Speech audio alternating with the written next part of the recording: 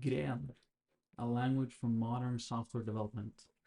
My name is Robin Heglen Hansen. I'm the lead developer of Gren. I'm also an IT consultant at a company called Kodemaker, which is located here in Oslo, Norway. I've been programming since about 2008. Um, and just to put that year in context, the latest version of Java at the time was Java 6, which came out in 2006. And as a frame of reference, Java 8 was the version that introduced functional features to Java, bringing it into the modern times, you might say. ECMAScript 5 was released the year after, which was the successor to ECMAScript 3, interestingly enough. Skip the number there. Um, and ECMAScript 3 was released in 1999.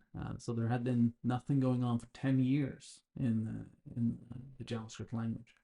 And of course, React wouldn't happen for another 5 years after that, or after 2008. So you could, it'd be fair to say that, a ton of things have happened in programming and programming languages in particular since 2008. Um, but at the same time, I don't, oh, very few of those changes has brought us any closer to answer the question, the difficult question of what does this code do? And I'm going to show you an example of what I mean. So here we have a type annotation for a function called double H. It takes a person in and returns a person. So based on the name, you might have a safe assumption of what the function at least intends to do. And you might think that this is enough. But in my experience, in real applications, in real programs that has an impact that is used by maybe over 1 million people, this only tells half the story, which is what is the intention of this function, but it doesn't really tell the failure possibilities of this function. Will the person that I send to this function be mutated, right? And if that is the case, would it be unsafe to call this function on a person multiple times? Or will it not? Right? We don't know. Will this throw an exception? If it does, what kind of exceptions? And if I see this function, how can I be certain that the exceptions this function throw is actually being handled, right? Am I supposed to handle it locally, or is this already handled somewhere higher up in the function call hierarchy? I don't know if I don't read the implementation. So let's do that. Here's an implementation, and I have a bunch of questions to it. Now, before I move on, I have to say that, I know that this is a very trivial function and that it might seem like I'm mentioning problems that I would never see in practice. But I assure you that, the things that I mention are things that has been something I wanted to know because it's been the cause of a bug, right? So the function is trivial, but the problems mentioned will exist in real world code. Having mentioned that, let's dive into this. So on the very first line of this function, we can see that we extract person.age into a local variable called a1. Now, normally most people assumes that this will always succeed, but that's not necessarily the case.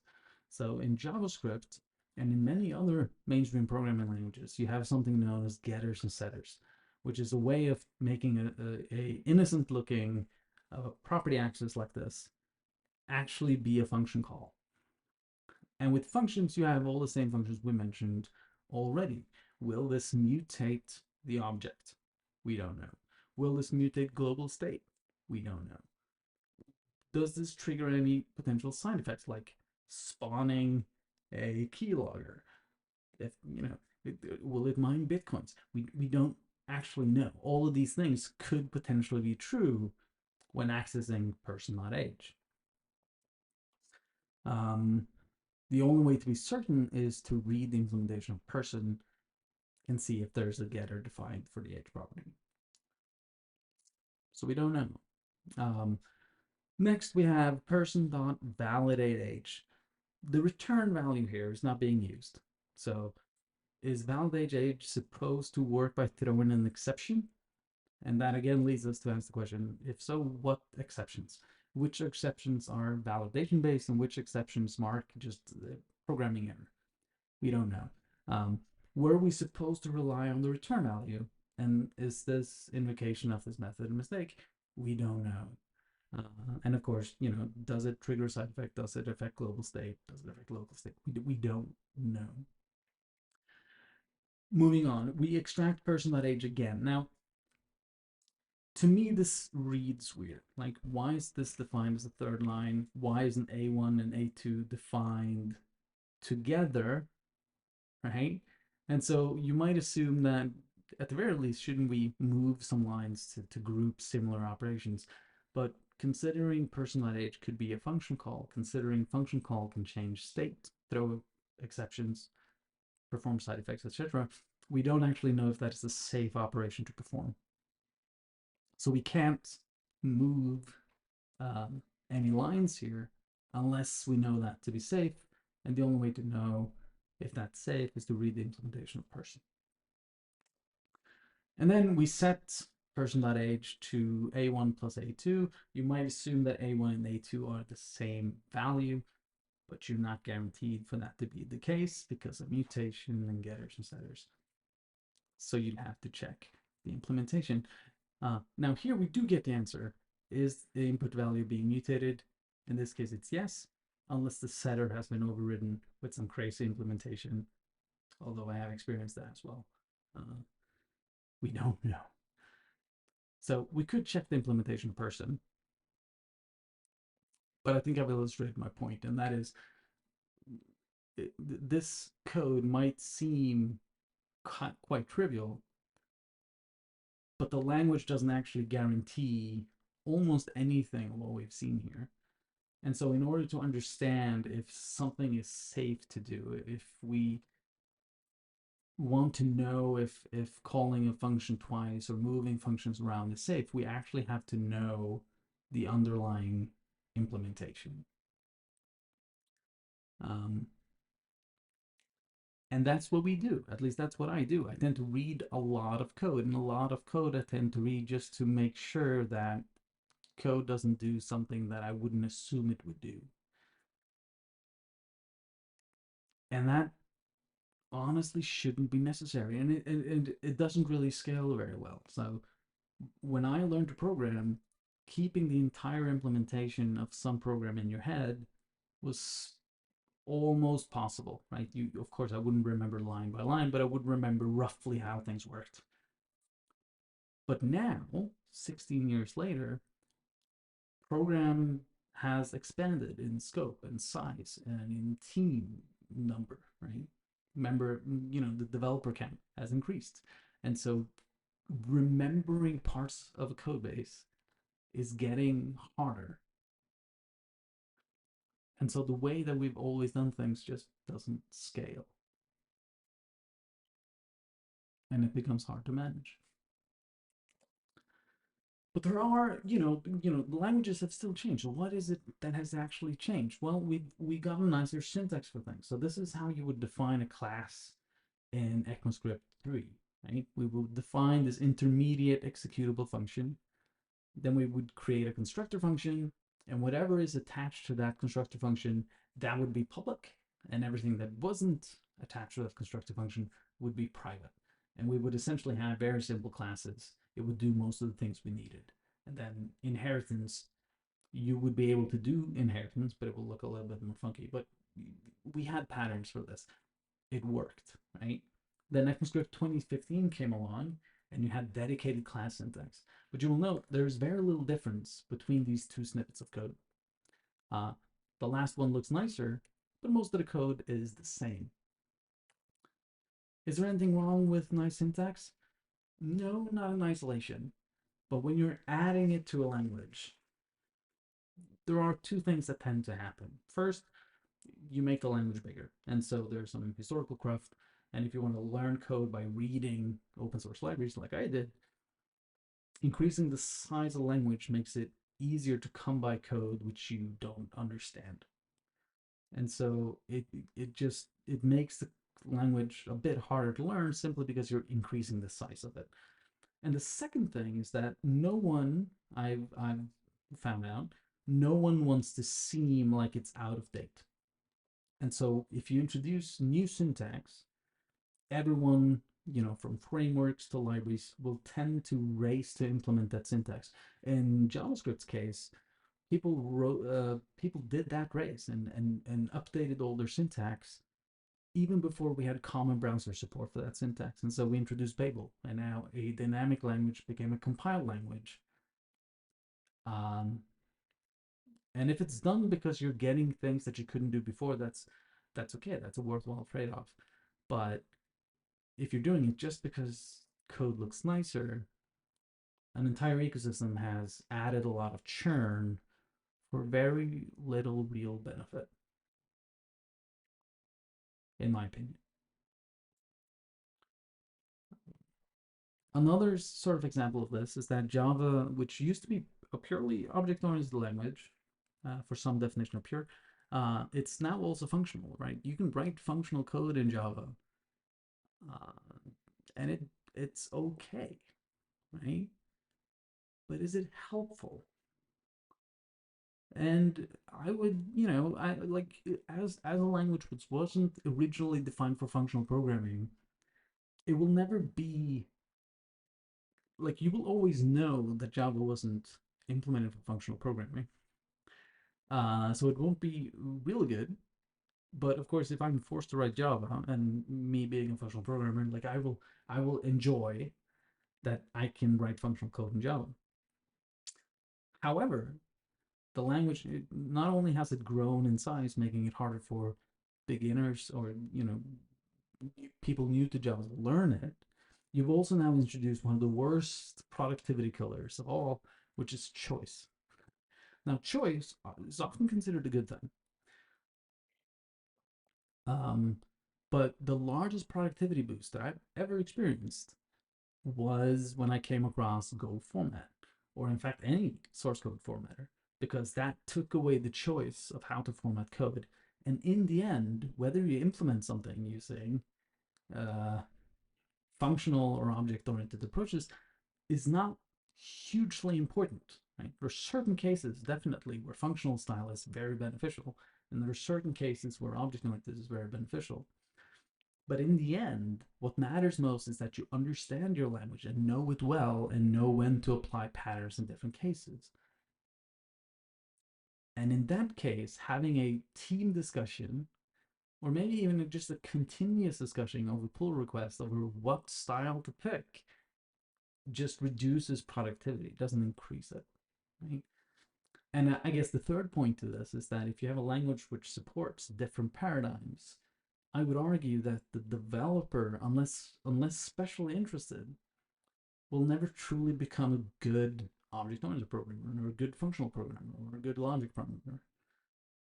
You tend to be that in the language which is built around a single paradigm, and Java is gradually losing that. So is it helpful? I'm not sure. I don't think it is, but I do think it's a way of keeping Java feel fresh. But in both this case and the previous case with nicer syntax, you're not really making new things possible. You're just making the language a bit more palatable to people who haven't already chosen it, which is understandable, but not necessarily helpful from a productivity standpoint. And of course, there are things that definitely improve. Like, not everything that has changed in JavaScript has been about nicer syntax. Not everything that has changed in Java has been about functional language constructs, right? So in most mainstream languages today, it's easier to write immutable code, and that's a good thing, right? Uh, in newer languages, and even in older languages, but newer versions has enabled stricter types. Even Java is trying to figure out how they can support this sort of like restricted null ability type thing, right? Kotlin has strict null checks. TypeScript has them. I believe C Sharp has them. So, and that's a good thing, right? The more things, the more obvious bad situations we can weed out, the better it is. Async await is also a good feature, right? It took a callback heavy code, which was difficult to understand, or it was difficult to follow in certain cases. Like, what if this is called, but this is never called, and this error happens? What happens to this? And essentially turned it into a blocking like style of code, which is easier to follow. All of these things are good, but these things would have been a lot better if they were there from the start, right? Immutability is great if you mostly have immutable objects. If the sort of immutability you have is that your code is mutable, but the framework is still very, very mutable, then you're losing a lot of that um, certainty you have about what change can happen where. Um, Strict types is nice, but if that property kind of goes out the window once you call some other language or perform some sort of interop, or you just meet an any type, then you are always a bit paranoid that your code isn't really statically typed and safe, right? And async await is also good, but if you somewhere call a function that does a blocking call, then you lose some of the benefit. Or in JavaScript, like if you do a regular callback style thing, then you kind of escape the async await mechanism. So while all these changes are good, they are tacked on, and you can't really escape the fact that you have code in there, perhaps even standard library things, which was never written from this to begin with, and which may work, which may actually undervalue the entire functionality. So languages have changed, but we can't escape the assumptions that were made when the language was built. And for most mainstream languages, that is quite a while ago. And if we were to make a language from scratch today, you might have made different trade offs, which can have real effects on the way you program. Now, in 2016, I came across this very interesting language, and that language was Elm. Now, Elm is interesting for a lot of different reasons, but to me, the main reasons is that Elm doesn't support mutation at all. Like, even if you wanted to, you can't mutate in Elm. There are no unchecked exceptions. In fact, there are no exceptions as a concept. Uh, right, the runtime, Elm is compiled to JavaScript, so the runtime definitely supports exceptions, and exceptions can happen. Like you can run out of memory, you can run out of stack space, but you cannot define exceptions in Elm. You cannot throw them, and you can't catch them. Right? As a language concept, they don't really exist. And lastly, and perhaps most interestingly, is that Elm doesn't have unmanaged side effects. You can definitely call an HTTP endpoint and deal with the return value somehow, but you can't do it anywhere. It has to be managed. It has to be controlled. And we'll see why this is beneficial, but we'll see why. Well, we won't. We won't actually see. We see why these 3 points are interesting. Elm isn't alone in having these three features, but it is alone in having no exceptions to these rules. Right? No matter what you do, you can't have mutation, you can't cause exceptions, and you can't have unmanaged side effects. And this remains true even if you were to call JavaScript from Elm, right? And that's very, very interesting. No matter what you do in Elm, the language, you can't break these guarantees. And the way Elm does this is that it has this notion of a custom type. In other languages, might be known as an algebraic data type. But essentially, we have this maybe type. And what the maybe type means is that whenever you see maybe A being a generic variable, you either have just A, just string, just int, whatever, you have something, or you have nothing, right? And this is how in Elm you implement a nullable value. Now, you could have many variants here, and those variants could have 0 to many arguments, right? The maybe type just says that you have one of the following conditions. So in the function below, you can see we're trying to extract the label, or we're trying to get some description out of a maybe string. And we do this pattern matching expression here called case maybe string of, and if we have a string, then we can return the string. If we don't have a string, we can return some standard placeholder value. Now, the interesting thing here is that if I'd forgotten one of these cases, like if I'd left off the nothing case, the compiler would, first of all, would refuse to compile the program, and then would tell me that you're not dealing with the nothing case here. Now, the interesting part about that is that when you have a maybe type like this, when you have the option of nullable values like this, you also know that if the program compiles, then you have handled every single case of maybe string or maybe something there is.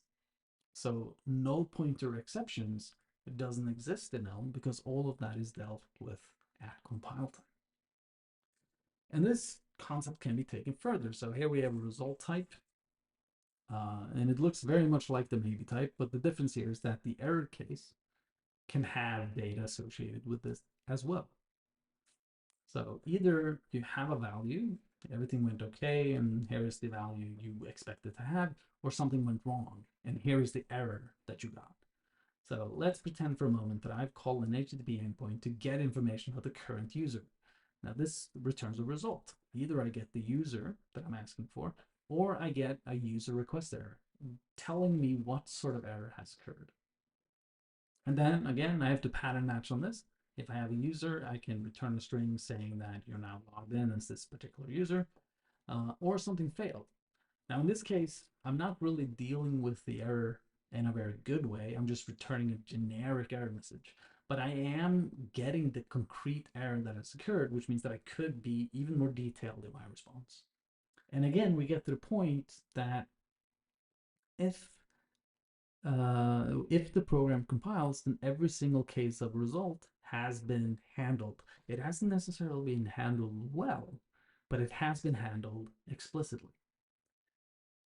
Another very interesting thing is that result, maybe, these all are types, which means they exist in a type annotation.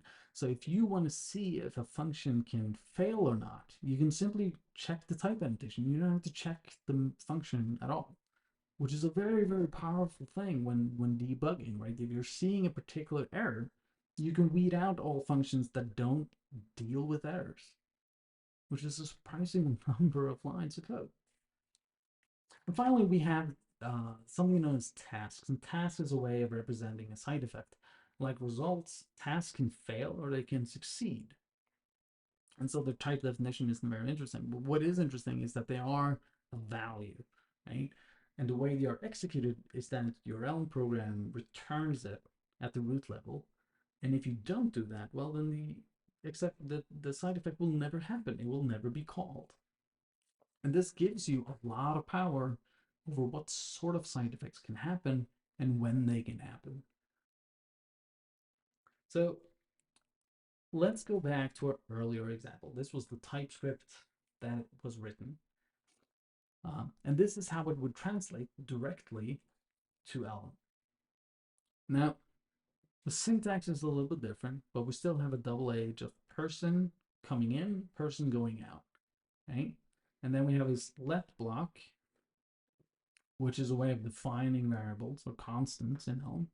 So we're saying that A1 equals person.age. Now in Elm, we don't have getters and setters. So when you see property access like this, you know it's property access. You will get the value at the end of this person. And since the language is statically typed, as long as the program compiles, you know it's a safe operation. It's not going to throw an exception. It's not going to mutate anything. Those things, after all, don't exist. And then we have the valid age person function. Now the interesting thing here is that we're explicitly ignoring the return value. That means a couple of things. First of all, every single thing, whether it be modifying an object, throwing it, or not throwing, but returning a result or a possible error, or performing a side effect, has to be a return value thing, right? They don't happen explicitly, they have to be returned from a function. So when we're ignoring the return value of a function, then we might as well not include that function call at all. It can be completely removed. So if we're not using the return value, we know that we might as well just skip the entire function because there's no way it can affect the rest of the program. And then we're extracting A2 again. Now, because Elm doesn't support mutation, then we know that A2 and A1 has to be the same thing because they're extracting the same thing, right? And change, the mutation doesn't exist, so they can't change in between here. So A1 and A2 has to be the same thing. Validate age has no impact on the program. In fact, we can't even be certain that the compiler will include it unless we know how the compiler is involved. But the compiler is free to skip this if it wants to. And then finally, we have some syntax here, and that syntax essentially means that you're going to return a value that looks like person, but where the age field equals the sum of A1 and A2.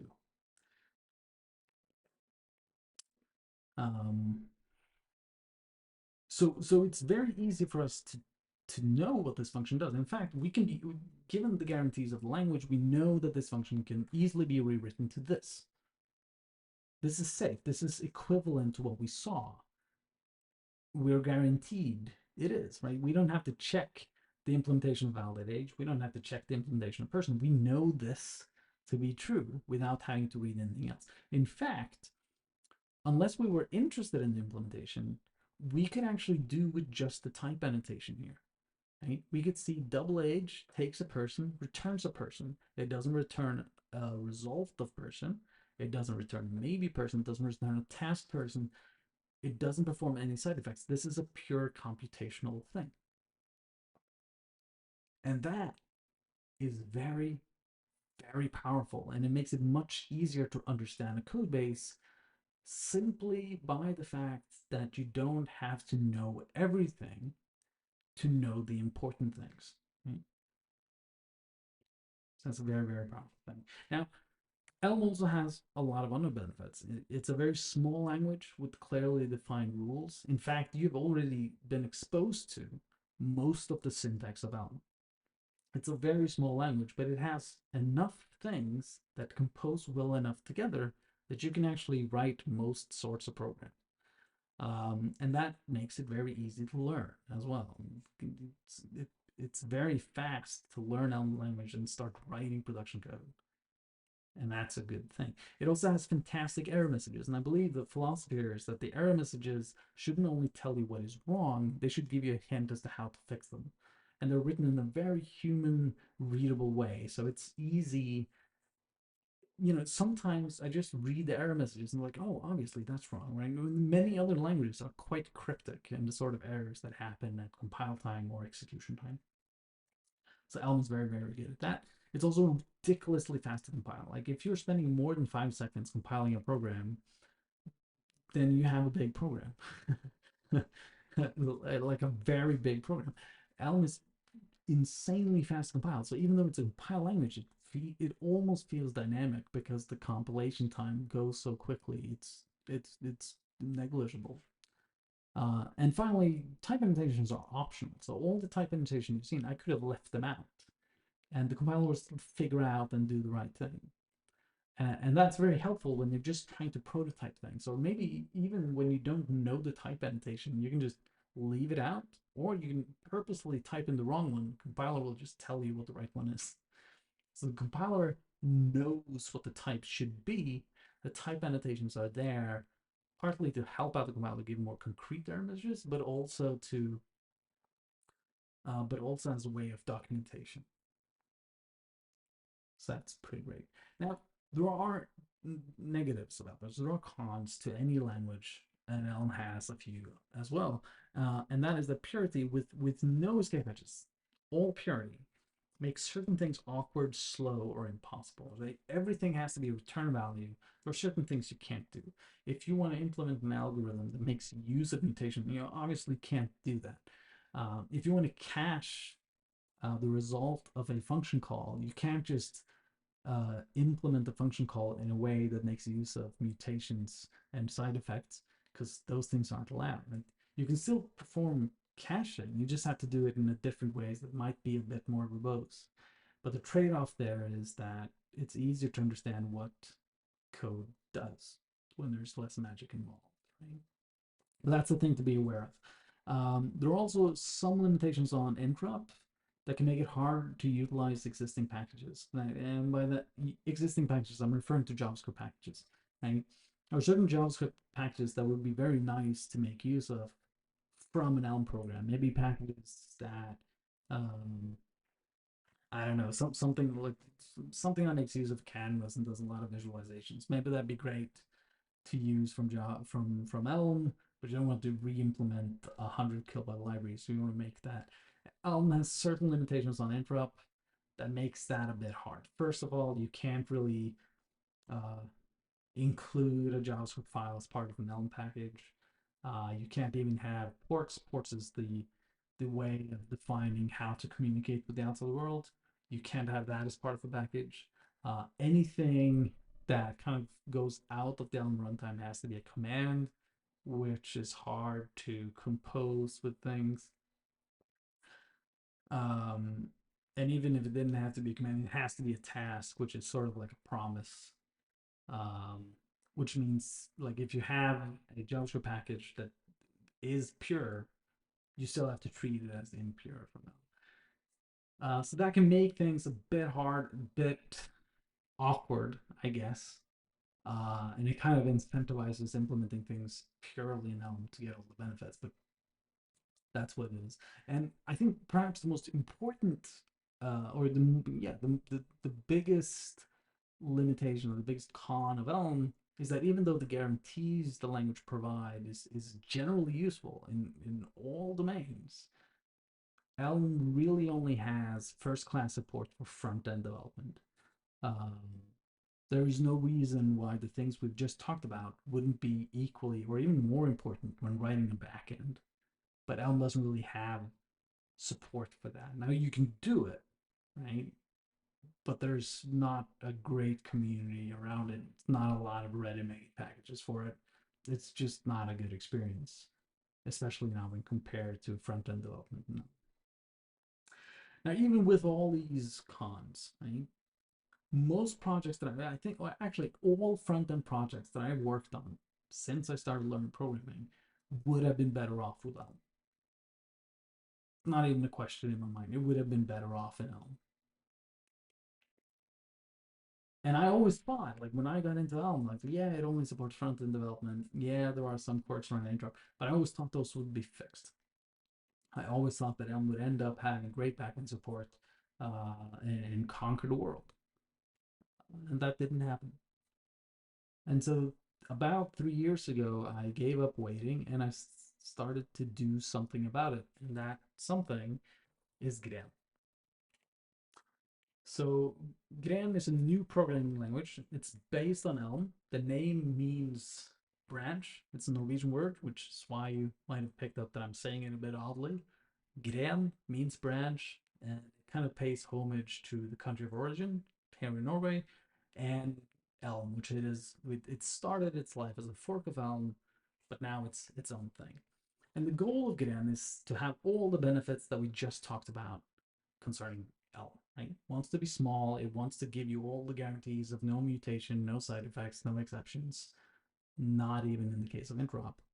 But we also want first-class support for backend and command line tools, for which is to say, first-class support for writing backends and writing command line tools. Um, I've also worked professionally with Elm for a long time. Um, and I do have some ideas on how the language could be better, and we're applying that to Gren. Um, we also have a goal of having a tighter integration with the platform. So Gren supports things like source maps.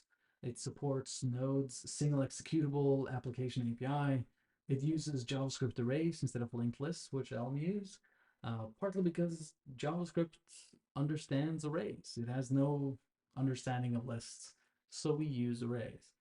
We also want to look into web workers for concurrency and in general just expose as many APIs we can from the web platform and from Node and give you all the building blocks to do. Like if you can do something with Node, if you can do something natively in the browser and it use based on, standard APIs, you should be able to do so in Gren as well.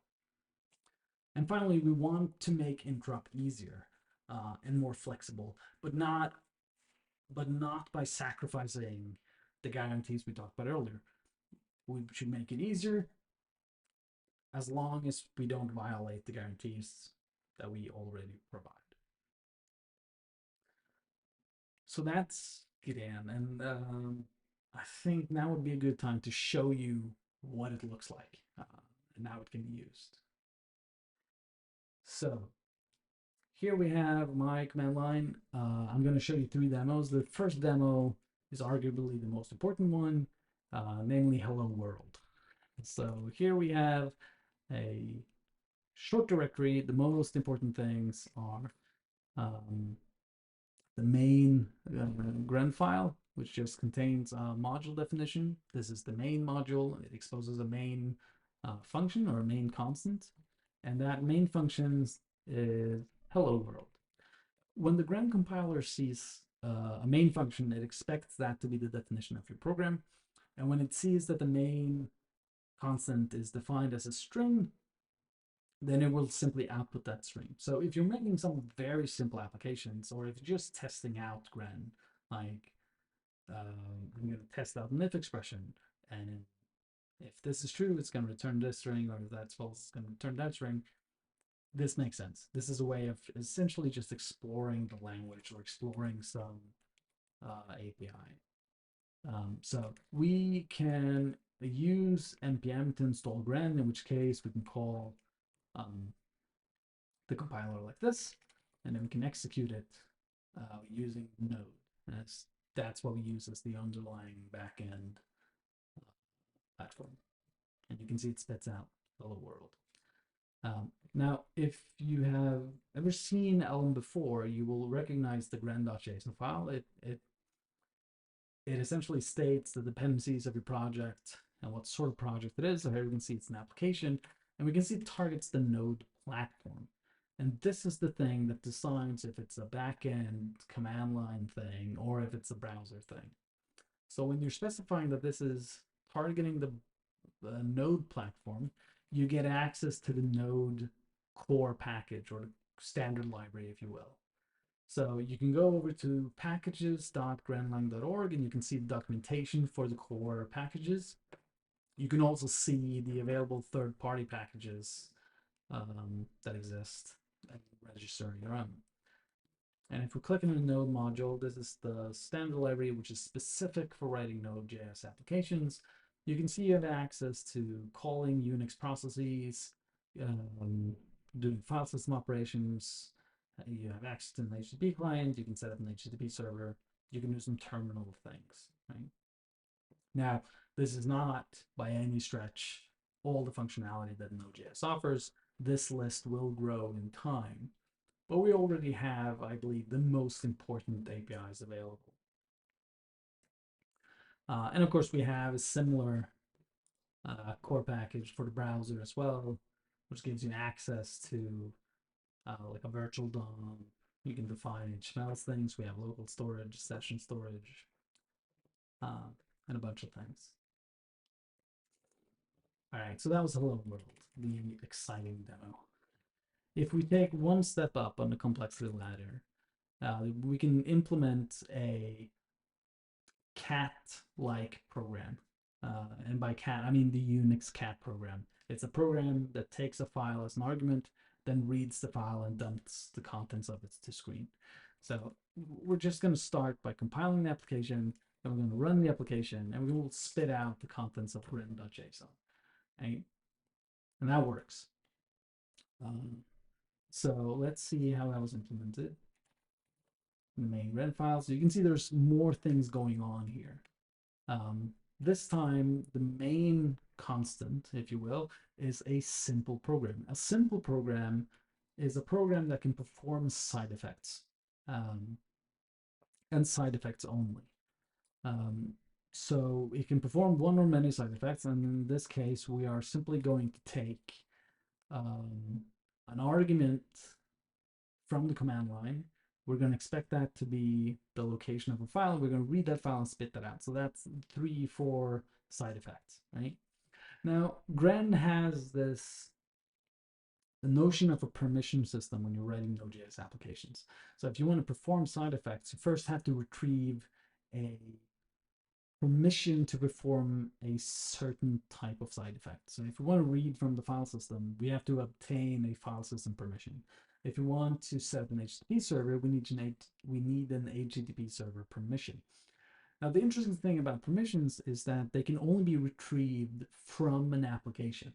So if you're writing a Gren package, that package won't be able to obtain permissions for reading to a file system, reading or setting an HTTP server. You will need to retrieve that from the author writing an application using your package. So this is a way of having more control over the sort of side effects a program can run, even when you're importing dependencies written by people you've never met. Right? So if I'm going to call a function and that function performs a side effect, I know that if I haven't passed a file system permission to that function, at the very least, it's not going to do anything with my file system. And that's also a very nice guarantee to have. So the first thing that our application does is that it retrieves the file system permission.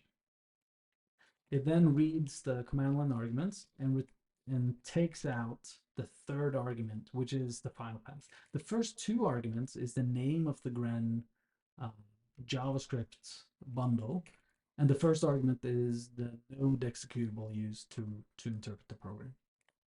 So once we have a third, and if we don't have exactly 3 arguments, where the last argument is the one we're interested in, we're going to spit out an error message. But if we do have that, then we're going to read that file. And then we are going to convert those bytes into a string. And if we, for some reason, can't read that file, we're going to print an explanation of the error. And finally, we're going to send this to standard out.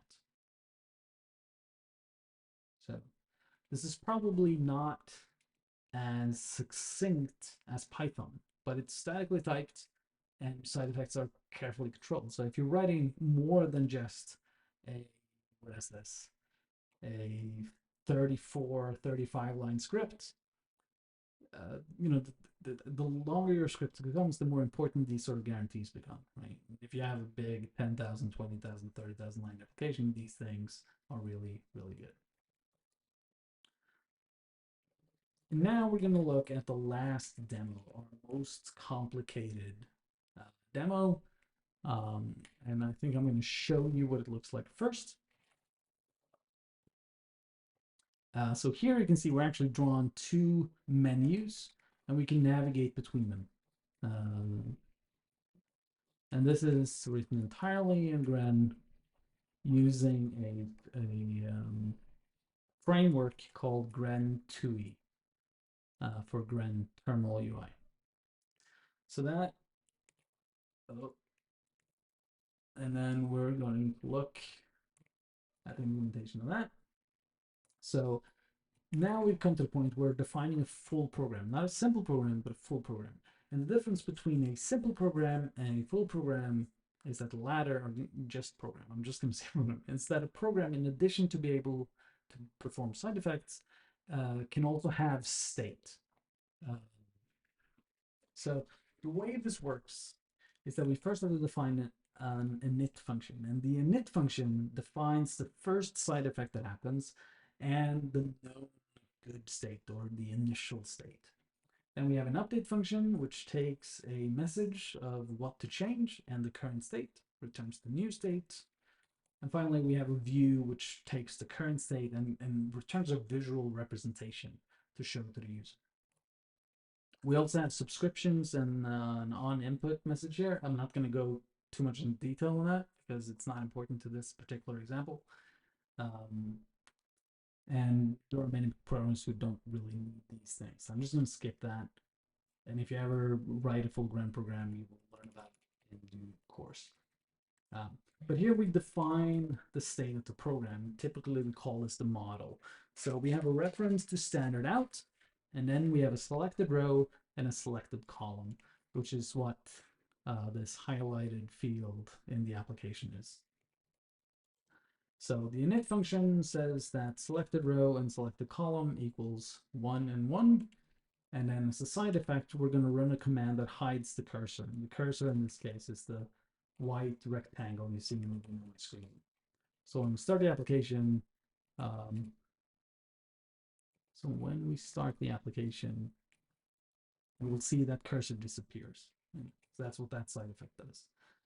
Then we have a message, which is got input, which returns some terminal UI input. And that terminal UI input seems to be input from the keyboard, right?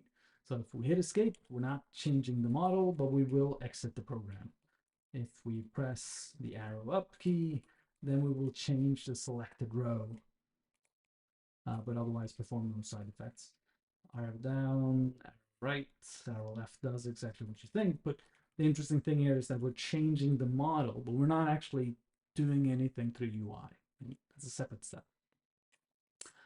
Once the update function has been called, then we have a new state of the world. That's when the view function will be called. And you can see here that we have a DSL for telling Gren what we want the UI to look like. So this is essentially the same as React, right? It's just a terminal version of that. So we have some DSL that tells us how to draw the UI. This view function will be called every time the model is updated, and that will update what you see on the screen. This also really gives you an idea of how writing browser applications is like with Gren. We're just, instead of drawing to a terminal, we're drawing to the browser instead. All right, so that was the demo. So now you've gotten a short impression of what Gren looks like. You've gotten the idea, or I've explained the problem it tries to solve, where it would be beneficial to run it, and what it looks like. So you might think that, whoa, Gren looks awesome. Let's use this in production. And I would tell you to hold off on that, just a little bit. The Gren language design is not entirely locked down. So there are things that will change here. And in fact, we have a release every 6 months in June and December. And we are still making backwards incompatible changes in those releases. Now, Gren is relatively stable. Like, you can write a program now, and that program will run with I, I, with not many bugs. It will run pretty stable. Um, but in 6 months, a new version of the Gren compiler will be released, and your code will not compile anymore. And it might take a little while for third-party packages to get up to date, and there's this ever race. So the community isn't very stable. The community isn't very big. But if you don't have a problem with that, then by all means use Gren. It's relatively stable, and there's still many APIs. It says Node.js APIs here, but it also applies to web APIs. There are many APIs we still haven't implemented, and due to how interop works, you really want first-class support for certain types of APIs. But that work is still ongoing. And finally, the compiler is currently in the state of being rewritten from Haskell to Gren. And of course, that can mean that when we rewrite entire sections of the compiler, we could introduce new bugs that we just haven't had before, right? So we're kind of introducing some instability by rewriting the core foundation of the language. But we are slowly getting there, right? Currently, time is our biggest bottleneck. We have enough of the language design and the path forward nailed down that the main problem we have is finding the time to implement it quickly. Uh, Gren is always well on the way. Like, we're rewriting the compiler, and the big benefit of that is that I don't have to split my time between being a Haskell developer and a Gren developer. I can just be a Gren developer, right? And that really helps nailing the language design. And of course, our community is currently quite small, but it's getting bigger. People are joining every time. There are big contributions being made. Uh, the HTTP server in Gren was a contribution from a third party uh, community member. We recently got support for web crypto in the core library of Elm. That also was a contribution from a third party. So people are joining, people are contributing, uh, and I think we are slowly just the development speed of Gren is slowly increasing. Um, I think with our current trajectory, in 2 years' time, we should kind of like see the 1.0 version. It should be within reach. Uh, but it might go faster than that, right? So, but if I'm trying to be a bit pessimist, 2 years, that's when we'll see that, 1.0 shouldn't be that far off. Now you might be wondering, like, 2 years, why are you even talking about Gren right now? Well, Gren is moldable now, right? This is when we're still haven't figured out all of the language design. This is when we haven't um, implemented everything. So if you want to join the development of Gren and have an impact on how this language look like, this is your time to join. This is when you can have influence, right? In 2 years' time, we will be on our way to stabilization, and things will just be a lot of focused on stability and bug fixes and the most crucial things. This is your time if you want to have an impact on the direction of Gren. And that's really all I intended to go through in this talk. I want to thank you if you followed along this far. I want to thank you for listening. If you want to know more about Gren, here you have a couple of links. And yeah, thank you for listening and have a great evening.